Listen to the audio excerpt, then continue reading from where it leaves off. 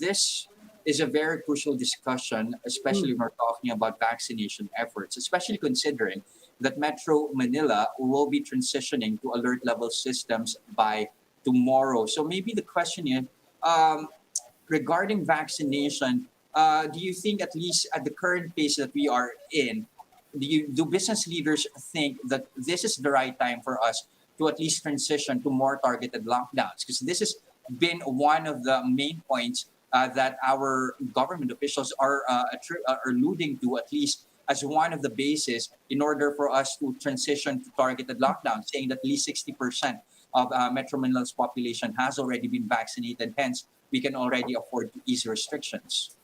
Sure, Jess. So let me again go back to the survey. No?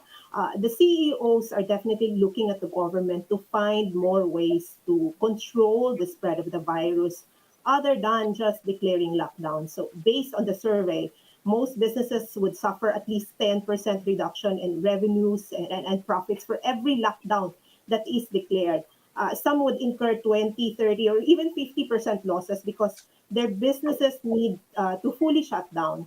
And while most businesses have implemented their digitization initiatives, not all of those services can be delivered online. So you have the gyms, the spas, the salons, and then most service-oriented businesses, which are more affected. No, I think anything that will reopen the economy, of course, with careful thought and without increasing the risk of higher infection, will be looked upon favorably by the business community. The granular lockdowns that we are looking at for tomorrow are specific, depending on the risk level of different areas. So establishments in low-risk areas will be allowed to reopen. And I think this is a good idea. The execution, of course, will have to go side by side with adequate and timely testing and, of course, contact tracing.